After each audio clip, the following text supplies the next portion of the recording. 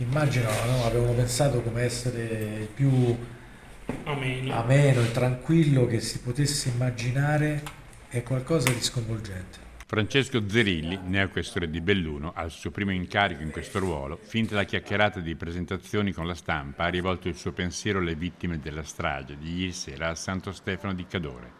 Il suo incarico è iniziato qualche giorno fa, subentrando a Giuseppe Maggese, destinato a Reggio Emilia. Innanzitutto l'orgoglio, la grande soddisfazione, la grande gratitudine che esprimo verso il signor Capo della Polizia, dottor Vittorio Pisani, che mi ha voluto conferire questo prestigioso incarico di questore della provincia di Belluno. Quindi innanzitutto questo, gratitudine, orgoglio. Zerilli, romano con il cuore ancora nella capitale dove abitano le due figlie più grandi e dove ha fatto la sua gavetta, già da dirigente del compartimento di polizia ferroviaria del Veneto aveva deciso di trasferire nella nostra regione la sua famiglia, scegliendo come residenza Povegliano, un comune in provincia di Treviso.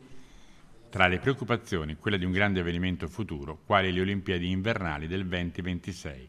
Il presidente del Veneto, Luca Zaia, che visto l'incarico precedente già lo conosce, gli ha augurato di essere lui il questore anche allora, anche se mediamente i tempi di permanenza nel ruolo in una città sono di circa 2 anni. Ma io sono a disposizione totale, come ripeto, del signor Capo della Polizia.